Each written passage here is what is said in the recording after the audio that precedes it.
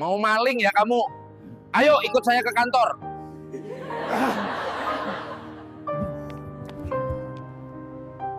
Kalian semua saya pecat mulai sekarang. Seorang gembel masuk koperasi. Wajahnya kusam, bajunya compang-camping. Ia hanya ingin bertemu pimpinan. Tapi apa yang terjadi? Ia dihina, ditertawakan, bahkan hampir diusir oleh para pegawai. Tak ada satupun yang menyambutnya dengan hormat. Tapi hanya beberapa menit kemudian, semuanya terdiam. Gembel itu kembali, dan membawa kejutan besar yang mengubah hidup mereka selamanya. Pagi itu suasana koperasi, sejahtera bersama, tampak seperti biasa. Para karyawan sibuk menyambut nasabah yang datang bergantian. Ruang tunggu penuh, suara printer terdengar bersahutan, dan suara tawa ringan dari beberapa staf terdengar dari balik meja resepsionis. Koperasi itu terletak di pinggir kota dan dikenal sebagai koperasi paling aktif dan modern. Pelayanannya cepat, ruangannya ber-AC, bahkan tersedia kopi gratis untuk anggota koperasi yang menunggu. Di tengah kesibukan itu, seorang pria masuk perlahan-lahan melewati pintu kaca. Penampilannya langsung menarik perhatian. Ia mengenakan kemeja putih kotor yang sudah kekuningan, celana panjang yang lusuh dan robek di beberapa bagian, serta sandal jepit yang sudah aus. Wajahnya penuh keringat dan rambutnya awut-awutan. Semua orang yang melihatnya langsung diam sejenak, heran, curiga, dan sedikit terganggu. Pria itu berjalan menuju meja informasi, tapi belum sempat bicara, seorang staf wanita langsung berkata, "Maaf, Pak, ini tempat pelayanan, bukan tempat minta-minta ya." Suaranya cukup lantang hingga terdengar ke ruang tunggu. Beberapa orang mulai melirik, ada yang tertawa pelan, dan ada juga yang menggelengkan kepala sambil tersenyum sinis. Pria itu hanya menunduk, tidak marah, hanya berkata pelan, "Saya ingin bertemu pimpinan koperasi." "Pimpinan koperasi?" sahut seorang staf pria dari meja belakang sambil berdiri. "Pak, pimpinan kami nggak bisa diganggu, apalagi sama orang kayak Bapak. Ini kantor koperasi, bukan tempat sosial." Staf lain ikut tertawa, dan suasana yang tadinya formal, perlahan berubah jadi semacam tontonan hiburan gratis. Salah satu staf bahkan mulai merekam diam-diam pakai ponselnya. Pria itu tetap berdiri di tempatnya, tidak pergi. Ia hanya mengulang, "Saya hanya ingin bicara sebentar saja. Tolong, ini penting." Namun para karyawan tetap mengabaikan, malah mempermainkan. "Kalau penting, tulis surat aja, Pak." "Tapi, Bapak bisa nulis, kan?" ejek salah satu karyawan laki-laki yang duduk sambil menyeruput kopi. Tawa pun kembali pecah. Beberapa tamu yang duduk di ruang tunggu mulai tidak nyaman. Seorang ibu membisikkan ke anaknya, "Kok ada pengemis masuk kantor ya? Ngapain sih?" Anak itu menjawab polos, "Mungkin dia lapar, Bu." Namun bisikan itu terdengar oleh karyawan yang dari tadi jadi bintang penghinaan. Ia langsung menimpali dengan lantang, "Kalau lapar, sana ke warteg. Jangan nyasar ke sini, Pak." Tak lama, security kantor datang tergesa. Seorang pria berbadan besar dengan seragam hitam berdiri di samping si pria lusuh. "Pak, mohon maaf, kalau tidak ada keperluan jelas, Bapak harus keluar. Ini kantor, bukan tempat numpang duduk." Pria itu menoleh pelan dan berkata, "Saya benar-benar ingin bicara dengan pimpinan. Tolong beri saya waktu 5 menit saja." Namun permintaannya diabaikan, dan security mulai menarik lengannya pelan. Saat pria itu berjalan perlahan menuju pintu keluar, beberapa staf masih melemparkan candaan. "Jangan balik lagi ya, Pak. Kecuali Bapak punya deposito miliaran," teriak seorang karyawan sambil tertawa keras. Pria itu hanya tersenyum tipis sebelum akhirnya keluar dari pintu kaca yang tertutup otomatis. Tak satu pun dari mereka menyadari siapa sebenarnya pria itu. Begitu pria itu benar-benar keluar, suasana koperasi kembali seperti semula. Tawa mulai mereda, dan para staf kembali bekerja. Namun tak ada yang tahu bahwa hari itu akan menjadi titik balik yang tidak pernah mereka bayangkan.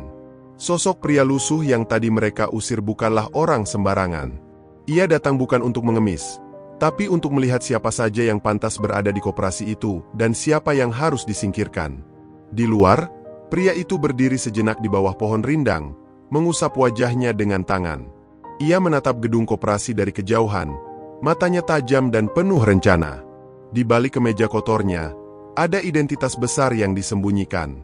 Dan dalam beberapa menit lagi, ia akan kembali tidak lagi sebagai pengemis, yang dihina, tapi sebagai sosok yang akan mengubah segalanya. Beberapa menit setelah pria lusuh itu diusir dari koperasi, suasana kantor kembali seperti semula, penuh tawa, obrolan santai, dan suara mesin fotokopi yang tiada henti. Namun, tidak ada satupun karyawan yang merasa bersalah atau menyesal atas apa yang baru saja mereka lakukan. Bahkan mereka menjadikan momen itu sebagai bahan candaan. Tadi tuh orang aneh banget. Ya, gembel-gembel gitu berani nyari pimpinan. Hahaha, celetuk seorang staf wanita bernama Winda sambil memainkan ponselnya. Tak jauh dari situ, Reza, staf pria yang tadi paling keras mengejek, mulai memutar video yang dia rekam diam-diam saat pria itu diusir. Tuh lihat, mukanya kayak nggak ngerti malu. Nggak tahu diri banget, datang ke koperasi kayak kita gini, katanya sambil tertawa. Beberapa karyawan lain ikut menonton dan ikut tertawa. Ada yang bilang pria itu pasti habis ngamen di pinggir jalan. Ada juga yang berseloroh bahwa pria itu mungkin orang stres yang kabur dari rumah sakit jiwa. Sementara itu, Lala, staf bagian front office, menceritakan ulang kejadian tadi ke seorang nasabah yang sedang menunggu. Iya bu, tadi ada yang masuk, pengemis gitu. Katanya mau ketemu pimpinan koperasi. Gila ya? Dia pikir ini kantor main-main kali. Nasabah itu ikut tertawa kecil, meski dalam hatinya agak tidak nyaman. Tapi karena staf koperasi yang berkata begitu, ia hanya mengangguk. Di pojok ruangan, security bernama Pak Surya ikut nimbrung. Tadi saya kira dia nyasar. Tapi pas saya tarik, dia tetap sopan loh. Cuma bilang minta waktu sebentar. Namun komentar itu langsung ditepis oleh Reza. Udahlah, Pak. Gembel gitu mana ada sopannya. Lagian, kalau dikasih waktu, nanti makin banyak yang nyusul. Kita bisa bangkrut dibanjiri pengemis. Lalu, datanglah Pak Andi, manajer kantor cabang koperasi itu. Ia sempat mendengar sekilas tentang pria gembel tadi dari staf-stafnya. Bukannya menegur, ia malah bergabung dalam obrolan dan ikut tertawa. Makanya kalau pintu kantor jangan dibiarin terbuka terus. Nanti gembel-gembel pada nyelonong masuk. Ganggu pemandangan, ucapnya sambil tertawa lepas. Tidak ada satupun dari mereka yang bertanya siapa sebenarnya pria itu, dari mana asalnya, atau kenapa ia begitu ngotot ingin bertemu pimpinan. Semua sudah terlanjur menilainya dari penampilan luar. Penilaian yang dangkal, dan kelak akan menjadi tamparan besar bagi mereka semua. Tiba-tiba, Lala mendapat telepon. Halo? Iya, selamat siang. Oh, iya Pak. Baik Pak, saya sampaikan. Setelah menutup telepon, wajah Lala berubah. Ia menoleh ke teman-temannya dan berkata pelan, "Tadi Pak Dimas dari kantor pusat, katanya sebentar lagi bos besar koperasi akan datang langsung ke cabang kita." Seketika suasana menjadi hening. Semua karyawan saling pandang, sedikit panik dan mulai merapikan meja masing-masing. Reza bertanya cepat, "Loh, bukannya bos besar itu nggak pernah datang langsung ke cabang? Ini serius?" Lala mengangguk. Katanya mau sidak. Tapi nggak ada informasi jelas, cuma bilang suruh bersiap. Para karyawan mulai panik. Make up diperbaiki, dasi dirapikan, komputer yang tadi digunakan nonton YouTube buru-buru ditutup. Tapi tidak ada yang menyadari bahwa sidak itu sebenarnya sudah dimulai sejak tadi pagi. Dan ketika pintu kaca otomatis kembali terbuka, suara langkah pelan terdengar memasuki ruangan. Mereka semua menoleh, dan mendadak wajah mereka memucat. Pria lusuh yang mereka hina barusan, kini berdiri tegak di ambang pintu. Tapi kali ini, ia tak sendirian. Di belakangnya berdiri pria tua berjas abu-abu yang tak asing di dunia koperasi, pendiri koperasi itu sendiri. Suara jantung para karyawan seakan berhenti. Mulut mereka terbuka, tapi tak ada kata yang keluar. Dan saat pria lusuh itu mulai melangkah masuk, dunia mereka tak akan pernah sama lagi. Suasana kantor koperasi yang sebelumnya riuh kini berubah menjadi sangat sunyi. Tak ada satupun karyawan yang berani bersuara saat pria lusuh itu melangkah masuk kembali. Namun kali ini, penampilannya sangat berbeda. Ia masih memakai pakaian yang sama, kemeja putih kusam dan celana lusuh. Namun ada aura yang berbeda. Ia tidak lagi menunduk, tidak gugup, dan tidak terintimidasi. Langkahnya tenang, tatapannya tajam, dan di belakangnya berdiri seseorang yang membuat semua orang merinding. Pak Darmawan, pendiri koperasi Sejahtera Bersama. Beberapa detik semua orang terpaku. Lala bahkan menjatuhkan pulpen dari tangannya. Reza yang biasanya lantang, kini tak mampu bicara. Bahkan Pak Andi, manajer kantor cabang yang biasanya percaya diri, tampak kaku di tempat duduknya. Pria yang tadi mereka hina, yang mereka usir dan tertawakan, kini berdiri dengan kepala tegak, menatap setiap wajah yang tadi memandangnya rendah. Rasanya seperti mimpi buruk yang datang siang bolong. Pak Darmawan, yang biasanya sangat sibuk dan hampir tidak pernah turun langsung ke cabang, tiba-tiba bersuara, "Kenalkan, ini adalah Pak Jaya. Mulai hari ini, beliau resmi menjadi Direktur Operasional Nasional Koperasi kita." Beliau sedang melakukan kunjungan dan evaluasi langsung ke beberapa cabang. Cabang ini adalah yang pertama. Suara gasps terdengar. Mata para staf membelalak. Beberapa saling pandang, berharap ini hanya lelucon. Tapi tidak ada tawa. Tak ada senyuman. Hanya ketegangan yang menggantung di udara. Pak Jaya, pria yang mereka hina sebagai gembel, ternyata adalah bos besar yang sekarang memegang kuasa penuh atas nasib mereka semua. Pria itu hanya berdiri tenang, menikmati keheningan yang ia ciptakan sendiri. Jadi, Pak Jaya membuka suara untuk pertama kalinya sejak kembali masuk. Suaranya tenang, dalam, tapi penuh wibawa. "Beginikah cara kalian memperlakukan tamu? Beginikah budaya koperasi yang selama ini kalian banggakan? Menilai orang dari bajunya dan mempermalukan yang kalian anggap tidak selevel?" Tak ada yang berani menjawab. Lala menunduk dalam, wajahnya pucat pasi. Reza menelan ludah, tangannya gemetar di sisi meja. Pak Andi mencoba tersenyum kaku, tapi senyumnya hanya memperburuk suasana. Beberapa staf lainnya tampak hampir menangis. Suasana benar-benar hancur. Sekarang mereka tahu, kesombongan mereka tadi bukan hanya kelakuan memalukan, tapi juga bisa menjadi akhir karir mereka. "Saya tadi sengaja datang dengan pakaian ini, dengan tampang seperti ini," lanjut Pak Jaya. "Saya ingin melihat wajah asli kalian. Dan saya sudah melihatnya semua." Ia menoleh ke kiri dan kanan. Wajah-wajah sombong, tidak punya empati, dan hanya menghormati orang kalau mereka pakai jas dan dasi. Pak Darmawan hanya berdiri diam di belakang Pak Jaya. Sorot matanya tajam, kecewa. Semua yang hadir tahu, kehadiran dua tokoh besar ini bukan hanya untuk kunjungan biasa. Ini adalah ujian. Dan mereka gagal. Gagal total. Mereka mempermalukan seseorang yang ternyata adalah pemimpin tertinggi mereka. Tak kuat menahan tekanan, Lala akhirnya maju beberapa langkah dan berlutut. "Maafkan saya, Pak, saya tidak tahu, saya kira Bapak." Suaranya tercekat. Air matanya jatuh. Reza mengikuti, menunduk dalam, dan berkata, "Saya minta maaf, Pak, kami tidak tahu siapa Bapak sebenarnya, kami hanya..." Pak Jaya menatap mereka, lalu berkata pelan, "Kalian tidak perlu tahu siapa saya. Seharusnya kalian tahu bagaimana cara memperlakukan orang dengan benar. Bukan karena jabatan, tapi karena dia manusia." Setelah beberapa detik yang terasa seperti jam, Pak Jaya berbalik ke arah Pak Darmawan dan mengangguk pelan. "Kita mulai perubahan dari sini, Pak. Kita benahi dari akar." Pak Darmawan pun berkata kepada seluruh staf, "Mulai besok, seluruh karyawan cabang ini akan menjalani pelatihan ulang. Tidak ada pemecatan hari ini. Tapi jangan pikir kalian bebas dari evaluasi." Para staf tampak lega, meski wajah mereka masih tegang. Tapi satu hal jelas, hari itu mengubah hidup mereka selamanya. Sosok pria yang datang sebagai gembel, kini berdiri sebagai pemimpin sejati. Dan pelajaran besar pun baru saja dimulai. Ruang koperasi yang tadi ramai kini benar-benar hening. Tidak ada suara tawa, tidak ada obrolan receh, tidak ada lagi yang merasa nyaman duduk di belakang meja. Para staf hanya berdiri mematung, sebagian menunduk dalam rasa malu, sebagian lainnya melirik Pak Jaya dengan wajah tegang, berharap ada keajaiban yang membuat waktu mundur beberapa jam ke belakang. Pak Jaya berdiri di tengah ruangan, memandang mereka satu persatu. Tatapannya tak marah, tapi menohok. Seolah ia bisa melihat isi hati masing-masing orang yang berdiri di depannya. "Saya datang ke sini bukan untuk menjatuhkan siapapun," katanya pelan, namun terdengar jelas di seluruh ruangan.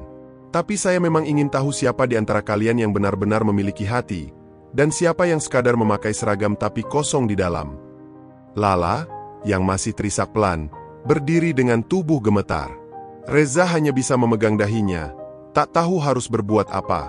Bahkan Pak Andi, sang manajer cabang, tak bisa berkata sepatah kata pun. Ia tahu, Semua yang dikatakan Pak Jaya barusan adalah benar. Ia yang seharusnya menjadi contoh justru ikut tertawa, ikut meremehkan. Dan kini, ia menjadi simbol dari budaya arogan yang selama ini tumbuh diam-diam di kantor itu. Saya tadi berdiri di depan kalian, dan kalian tertawa. Bukan karena kalian jahat, mungkin. Tapi karena kalian sudah terlalu biasa menilai orang dari penampilan, lanjut Pak Jaya. Ia berjalan pelan ke depan meja resepsionis, tempat di mana Lala tadi mengejeknya pertama kali. Seandainya saya benar-benar pengemis, seharusnya saya tetap mendapat perlakuan manusiawi. Karena kalian bekerja di sini bukan hanya untuk menekan angka keuangan, tapi juga melayani sesama. Tak ada yang berani menjawab. Bahkan suara mesin printer yang biasanya berdenting pelan pun seperti ikut membisu. Para staf yang semula merasa paling nyaman kini seakan ingin menghilang dari ruangan itu. Loyalitas kalian diuji bukan saat kalian tahu siapa yang datang, lanjut Pak Jaya. Nadanya mulai mengeras. Tapi justru saat kalian tidak tahu siapa dia, disitulah karakter asli kalian muncul. Dan saya melihatnya tadi. Jelas. Ia menghela napas panjang, lalu mengalihkan pandangan ke Pak Andi.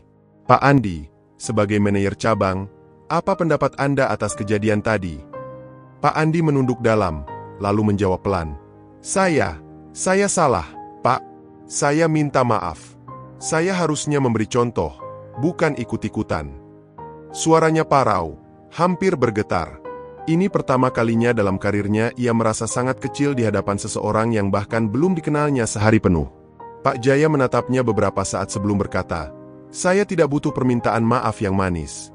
Saya butuh perubahan nyata. Karena koperasi ini bukan milik saya, bukan juga milik kalian. Ini milik seluruh anggota. Dan mereka layak dilayani oleh orang-orang yang punya empati, bukan ego. Beberapa staf wanita mulai menangis. Para pria hanya bisa menunduk diam.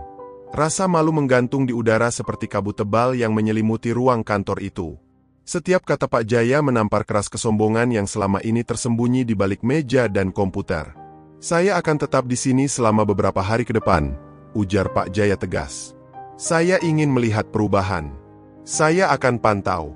Saya akan nilai. Dan saya akan catat semua. Siapa yang benar-benar belajar, dan siapa yang sekadar pura-pura. Hari itu, tidak ada yang tersenyum. Tapi benih kesadaran mulai tumbuh. Untuk pertama kalinya, mereka menyadari bahwa pakaian tidak menentukan siapa seseorang. Bahwa jabatan tak bisa menutupi buruknya hati. Dan bahwa kadang, gembel yang datang ke kantor, justru jauh lebih mulia dibanding orang yang duduk di dalamnya. Setelah suasana benar-benar tenang, Pak Jaya meminta semua staf berkumpul di ruang pertemuan kecil di lantai 2. Biasanya ruangan itu dipakai untuk rapat mingguan dan acara formal, tapi hari ini suasananya sangat berbeda. Tidak ada tawa, tidak ada obrolan, hanya wajah-wajah tegang, duduk rapi seperti murid-murid sekolah yang baru saja dimarahi kepala sekolah. Pak Jaya berdiri di depan ruangan, tanpa podium, tanpa alat presentasi. Ia tidak butuh itu semua. Ia hanya membawa satu hal, pengalaman dan kebenaran yang menusuk. Di belakangnya berdiri Pak Darmawan, pendiri koperasi itu, dengan ekspresi yang tak biasa. Matanya penuh kecewa, namun juga seperti menyimpan harapan. Sebelum saya menjabat di posisi ini, kata Pak Jaya membuka suara, saya juga pernah menjadi seperti kalian. Duduk di meja kecil, melayani orang-orang yang datang ke kantor. Saya tahu rasanya lelah, jenuh, bahkan kadang kesal menghadapi orang yang tak sopan. Tapi satu hal yang saya pegang sejak awal, jangan pernah kehilangan rasa hormat pada manusia. Semua mata menatap Pak Jaya. Tidak ada yang berani bermain ponsel. Bahkan Pak Andi pun duduk di barisan depan, menatap lurus penuh penyesalan. Pak Jaya melanjutkan dengan nada yang tenang namun tegas. Kalian tahu apa yang lebih berbahaya dari seorang atasan yang galak? Bukan atasan. Tapi staf yang merasa dirinya lebih tinggi dari orang kecil. Itu jauh lebih mematikan. Suasana ruangan menjadi semakin berat. Kata-kata itu seperti menghantam mereka satu persatu. Saya berdiri di hadapan kalian bukan sebagai orang yang lebih hebat. Saya hanya ingin mengingatkan bahwa sebaik apapun sistem, kalau yang menjalankannya sombong dan kasar, maka koperasi ini akan hancur dari dalam. Ia berhenti sejenak, memberi jeda agar kata-katanya meresap. Hari ini, saya datang dengan pakaian kotor. Tapi besok bisa saja datang orang dengan pakaian lebih buruk, dan benar-benar membutuhkan bantuan. Kalau kalian mengusir mereka, mempermalukan mereka, lalu siapa kalian sebenarnya? Apakah kalian pantas memakai seragam ini? Seorang staf wanita di baris tengah mulai menangis pelan. Ia teringat bagaimana tadi ia ikut tertawa, bahkan merekam diam-diam saat Pak Jaya diusir. Penyesalan seperti gunung yang menimpa dadanya. Beberapa staf lain tampak mengusap mata, menunduk, dan memeluk lengan mereka sendiri. Pak Jaya menatap mereka, lalu berkata, "Empati itu bukan pelajaran teknis. Itu sikap. Sikap yang tumbuh dari hati. Dan saya tidak akan membiarkan koperasi ini dipimpin oleh orang-orang yang tidak punya hati." Ia lalu mengarahkan pandangan ke Pak Darmawan, yang mengangguk pelan. Pak Jaya mengumumkan, mulai besok, semua staf di kantor ini akan menjalani pelatihan khusus. Kita akan latih ulang bukan hanya tentang sistem dan pelayanan, tapi juga tentang moral, karakter, dan sikap. Para karyawan hanya bisa diam. Mereka tahu, itu bukan hukuman, itu kesempatan kedua. Tapi kesempatan itu datang dengan satu syarat, mereka harus berubah, atau mereka akan tertinggal. Sebelum keluar dari ruangan, Pak Jaya sempat menoleh dan berkata, "Kalian boleh pintar, kalian boleh berpendidikan tinggi, tapi kalau kalian memperlakukan orang lain seperti sampah, maka kalian lebih rendah dari siapapun yang pernah kalian hina." Kalimat itu menutup pertemuan siang itu. Tidak ada tepuk tangan, tidak ada sambutan, tapi di dalam hati masing-masing staf, ada satu kesimpulan yang kuat. Hari ini mereka dihancurkan untuk dibangun kembali menjadi lebih baik. Pagi berikutnya, sebelum jam kantor dimulai, semua staf koperasi Sejahtera Bersama sudah berkumpul di ruang rapat. Tak ada satupun yang datang terlambat. Bahkan Reza yang biasanya suka ngopi dulu di warung sebelah, hari ini datang paling pagi, duduk paling depan. Suasana rapat terasa berbeda. Semua duduk rapi, wajah-wajah mereka tegang tapi juga penuh harap. Mereka tahu, hari ini adalah awal dari babak baru, dan mungkin penentu nasib mereka di kantor ini. Pak Jaya masuk dengan pakaian formal yang berbeda dari kemarin. Kali ini, ia mengenakan kemeja putih bersih dan celana kain rapi. Tapi wibawanya tetap sama, tajam, tenang, dan membuat ruangan terasa mengecil. Ia duduk di kursi pimpinan rapat, diapit oleh Pak Darmawan dan Pak Andi. Tidak ada formalitas panjang, tak ada basa-basi. Begitu semua duduk, rapat langsung dimulai. Mulai hari ini, saya mengambil alih penuh sistem manajemen cabang ini, kata Pak Jaya membuka rapat. Saya tidak akan pecat siapapun, tapi kalian semua akan saya reset. Nol. Semua jabatan, semua keistimewaan, semua kebiasaan lama, lupakan. Kita mulai dari awal. Seketika, suasana ruangan menjadi lebih tegang. Beberapa orang saling melirik. Lala menggigit bibirnya pelan. Ia tahu, itu artinya ia tak lagi menjabat sebagai kepala pelayanan sementara. Reza, yang selama ini merasa paling senior, juga tertunduk lesu. Tapi tak ada yang berani protes. Semuanya sadar, ini harga yang harus dibayar untuk sebuah pelajaran. Besok pagi, pelatihan akan dimulai. 3 hari penuh, dari pagi sampai sore. Kalian tidak akan melayani nasabah dulu. Kita liburkan sementara layanan publik cabang ini. Fokus kita adalah perbaikan internal, lanjut Pak Jaya. Ia menatap setiap wajah yang duduk di depannya, memastikan mereka benar-benar mendengarkan. Saya datangkan tim pelatih profesional dari luar. Mereka bukan hanya akan melatih cara melayani, tapi juga cara menghormati manusia. Pak Andi mencoba angkat suara, suaranya agak bergetar. Pak, kalau boleh bertanya, apakah nanti, setelah pelatihan, akan ada evaluasi lanjutan? Pak Jaya mengangguk. Betul, Pak Andi. Setiap orang akan dinilai. Dan hasil pelatihan akan menentukan apakah kalian tetap bekerja di sini, atau tidak. Kalimat itu seperti petir. Tapi anehnya, tidak ada yang protes. Semua menerima dengan pasrah. Bahkan ada yang terlihat mengangguk pelan. Mereka sadar, yang mereka hadapi bukan cuma pemimpin baru, tapi juga cermin besar yang sedang memperlihatkan wajah asli mereka selama ini. Rasa malu itu penting, lanjut Pak Jaya. Tapi lebih penting lagi adalah keinginan untuk berubah. Dan saya percaya, beberapa dari kalian, meskipun kemarin bersikap buruk, masih punya niat baik untuk memperbaiki semuanya. Lala mengangkat tangan pelan. Pak, Apakah kami masih punya kesempatan untuk menebus kesalahan kami? Suaranya pelan dan tulus. Pak Jaya menatapnya sejenak, lalu tersenyum tipis. Kalau saya tidak percaya pada perubahan, saya tidak akan kembali ke sini hari ini. Kalian masih punya kesempatan, tapi jangan sia-siakan. Rapat ditutup tanpa tepuk tangan, tanpa tanya jawab panjang. Semua orang keluar dengan wajah penuh pikiran. Tapi ada satu hal yang jelas terasa di udara pagi itu, kesadaran. Bukan ketakutan karena ancaman dipecat, tapi kesadaran bahwa mereka hampir kehilangan segalanya hanya karena kesombongan sesaat. Dan mulai hari ini, koperasi itu tidak hanya akan berubah sistemnya, tapi juga jiwanya. Pagi itu, suasana koperasi, sejahtera bersama, sangat berbeda dari biasanya. Tidak ada nasabah yang mengantri, tidak ada suara mesin fotokopi, dan meja pelayanan kosong. Di depan pintu masuk terpampang spanduk putih bertuliskan, "Maaf, kantor tutup sementara untuk pelatihan khusus karyawan." Karyawan yang biasanya sibuk dengan tumpukan berkas kini mengenakan pakaian santai, sebagian mengenakan kemeja polos dan celana hitam. Mereka semua duduk berjejer di ruang pertemuan. Wajah-wajahnya menegang seperti anak sekolah menjelang ujian. Di depan ruangan berdiri 3 orang pelatih profesional. Seorang pria parubaya dengan nada suara tegas, seorang wanita muda dengan ekspresi serius namun penuh semangat, dan satu lagi, seorang pria tua berambut putih yang hanya berdiri sambil tersenyum.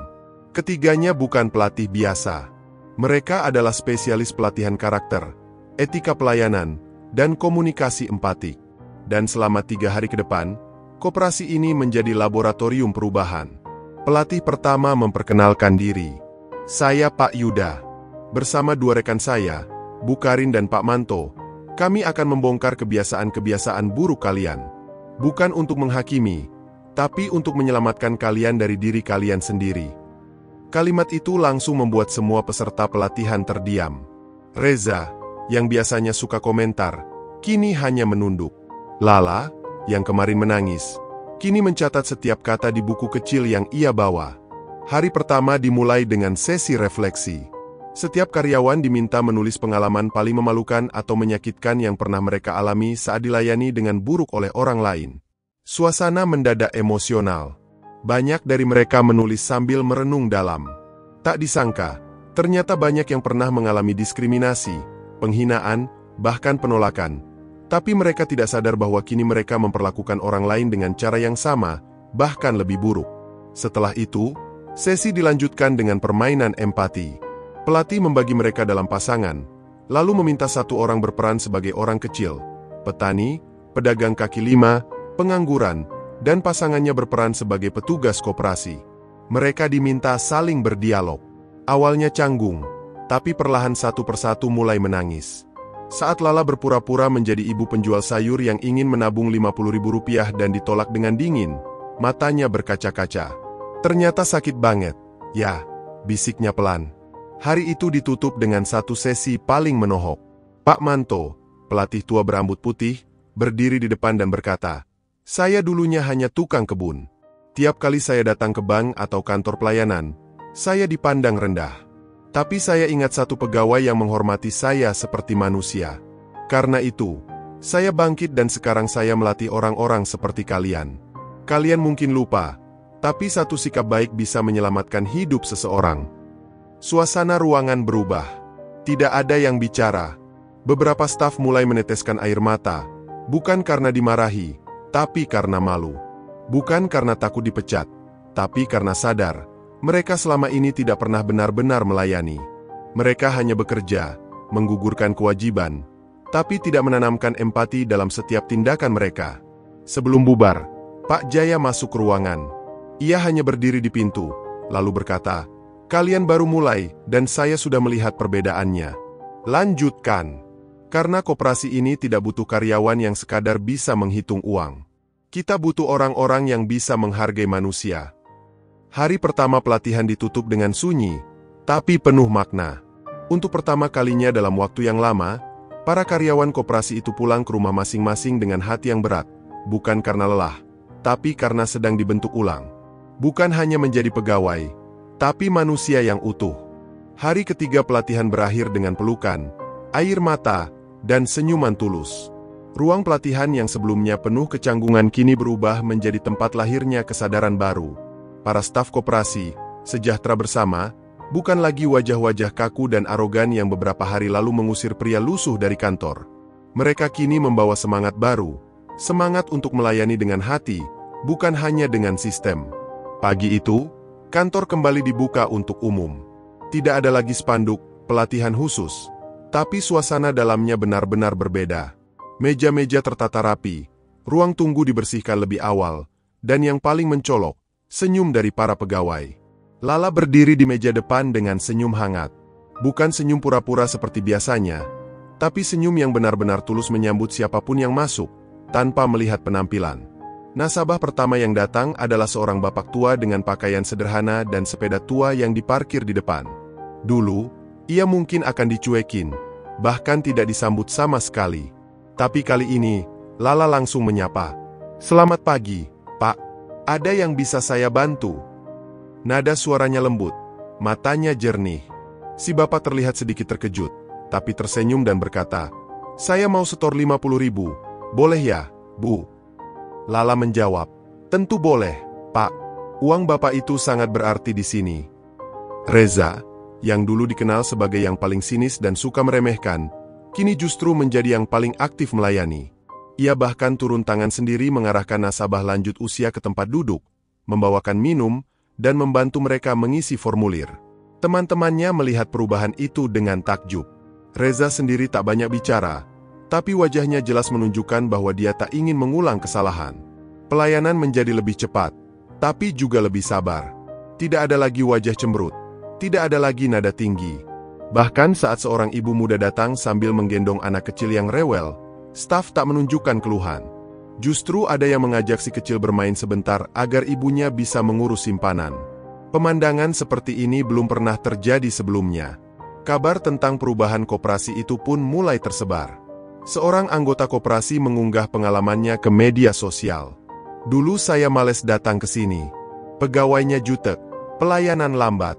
Tapi hari ini, saya dilayani kayak orang penting, padahal saya cuma setor 100.000. Koperasinya beda banget sekarang." Postingan itu viral. Banyak yang penasaran dan mulai datang kembali. Pak Jaya yang memperhatikan dari ruangannya hanya tersenyum. Ia tak perlu turun tangan lagi. Ia sudah melihat benih perubahan tumbuh. Tapi yang paling menyentuh adalah saat seorang pria tua berpakaian lusuh datang siang itu. Beberapa karyawan sempat terdiam, bukan karena ingin menghina, tapi karena mereka diingatkan pada kesalahan besar yang mereka buat tempo hari. Namun kali ini, Reza berdiri dari kursinya, berjalan mendekati pria itu dan berkata, "Selamat datang, Pak. Silakan duduk. Kami siap membantu." Pria itu tersenyum dan berkata, "Saya cuma mau tanya-tanya, belum jadi anggota." Reza tersenyum kembali. "Enggak apa-apa, Pak. Kami siap melayani, meskipun Bapak belum jadi anggota." Tidak ada tawa, tidak ada cibiran, tidak ada gerakan mengusir. Yang ada hanyalah sikap manusia kepada manusia. Pelan tapi pasti, koperasi itu mulai dikenal bukan hanya karena sistemnya, tapi karena kebaikan orang-orang di dalamnya. Dan perubahan itu bukan hasil kebijakan, tapi hasil luka. Luka yang diakui, diterima, dan dijadikan pelajaran.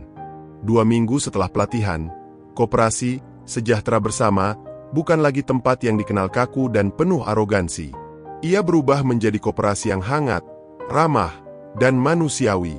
Setiap nasabah yang datang, dari yang menyetor 50.000 hingga yang mencairkan puluhan juta, diperlakukan dengan hormat yang sama. Tidak ada lagi tatapan merendahkan, tidak ada lagi pelayanan setengah hati. Semua dilakukan dengan sepenuh jiwa. Perubahan itu bukan hanya dirasakan oleh para anggota, tapi juga oleh masyarakat sekitar. Warung kopi di depan koperasi mulai ramai kembali. Orang-orang bercerita tentang betapa enaknya pelayanan di sana sekarang. "Lo percaya nggak? Temen gue cuma setor 100.000 tapi dilayanin kayak orang penting," ucap seorang pedagang ke pelanggannya. Cerita itu menyebar cepat. Tak lama kemudian, wartawan dari media lokal datang untuk meliput langsung. Liputan itu dimuat di halaman depan. Koperasi yang dulu dikenal dingin, kini jadi inspirasi pelayanan publik. Dalam artikel itu, disebutkan bahwa perubahan dimulai sejak kedatangan seorang tamu misterius yang ternyata adalah bos besar yang menyamar. Artikel itu viral. Bahkan koperasi dari luar kota mulai menghubungi kantor pusat, ingin belajar sistem pelatihan yang diterapkan di cabang tersebut. Pak Darmawan, pendiri koperasi, datang kembali seminggu kemudian. Kali ini ia membawa tamu-tamu penting dari Kementerian Koperasi. Mereka ingin melihat langsung perubahan yang sedang ramai dibicarakan. Dan benar saja, para tamu itu dibuat kagum. Dari sambutan di pintu masuk hingga layanan di meja kasir, semuanya dilakukan dengan kesopanan dan empati yang luar biasa. Salah satu pejabat berkata kepada Pak Jaya, "Jujur saja, saya belum pernah lihat kantor pelayanan seperti ini. Ini bukan cuma koperasi, ini sekolah karakter." Pak Jaya hanya tersenyum. Ia tidak butuh pujian. Ia hanya ingin membuktikan bahwa perubahan itu mungkin, asal dimulai dari dalam hati, bukan dari tekanan luar. Yang mengejutkan lagi, jumlah anggota koperasi meningkat tajam. Banyak masyarakat kecil yang sebelumnya enggan bergabung karena merasa minder, kini berani datang. Mereka tahu, koperasi ini tidak lagi membeda-bedakan siapa yang datang. Bahkan seorang pemulung yang membawa tabungan receh diterima dengan hangat oleh para staf. Reza sendiri yang melayaninya, dan bahkan membantu membuka rekening simpanan harian untuknya. Koperasi, sejahtera bersama, mulai dijadikan model percontohan. Mereka mendapatkan penghargaan tingkat kota untuk kategori pelayanan terbaik dan transformasi budaya kerja. Tapi bagi Pak Jaya, penghargaan terbesar bukanlah itu.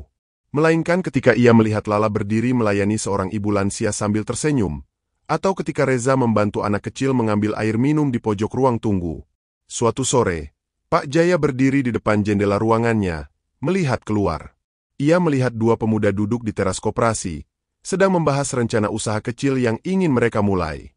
Di dekat mereka, seorang staf koperasi duduk santai, mendengarkan dan mencatat kebutuhan modal mereka. Suasana itu hangat, hidup, dan jujur. Koperasi ini dulu hanyalah bangunan megah yang dingin. Tapi sekarang, ia menjadi tempat orang datang membawa harapan, dan pulang membawa semangat. Dan semua itu dimulai dari satu kejadian sederhana. Seseorang yang datang dengan pakaian lusuh, lalu dihina, lalu kembali dengan kebenaran. Beberapa bulan telah berlalu sejak hari memalukan itu, hari di mana koperasi, sejahtera bersama, nyaris kehilangan kehormatannya karena kesombongan dan ketidaktahuan. Tapi justru dari titik terendah itulah, semua berubah. Kantor yang dulunya dingin dan penuh gengsi kini menjadi rumah bagi orang-orang kecil yang ingin tumbuh. Bukan hanya dalam urusan keuangan, tapi juga dalam martabat. Pak Jaya masih menjabat sebagai Direktur Operasional Nasional, namun ia sering mampir ke cabang itu. Bukan untuk mengawasi, tapi untuk melihat bagaimana benih yang ia tanam mulai tumbuh subur. Lala kini dipercaya menjadi koordinator pelayanan nasabah. Reza yang dulu arogan, kini menjadi mentor bagi staf baru. Bahkan Pak Andi, yang sempat terancam kehilangan jabatannya, kini menjadi salah satu manajer teladan karena kesungguhannya berubah dan membimbing timnya dengan hati. Hari itu, koperasi mengadakan acara kecil. Mereka mengundang masyarakat sekitar, termasuk para anggota baru dari kalangan sederhana.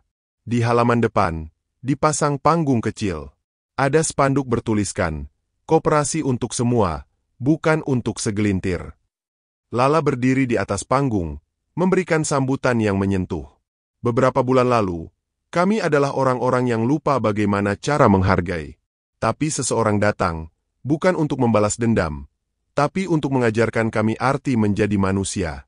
Dan karena itulah, kami di sini hari ini, bukan sebagai staf koperasi, tapi sebagai pelayan yang lebih baik. Di antara kerumunan, seorang pemuda bertanya pada Pak Jaya, "Pak, kenapa Bapak memilih menyamar? Bukankah lebih mudah datang langsung sebagai atasan?" Pak Jaya tersenyum. Karena manusia sejati tidak terlihat dari cara dia menyambut bos, tapi dari caranya menyambut orang asing yang tak dikenal. Koperasi itu kini menjadi lebih dari sekadar tempat simpan pinjam. Ia menjadi simbol dari perubahan, pengingat bahwa kesombongan bisa menjatuhkan siapa saja, dan kerendahan hati bisa menyelamatkan semua. Dari seorang gembel yang datang tanpa dihargai, kini tumbuh keluarga besar yang tidak lagi melihat penampilan, tapi melihat hati.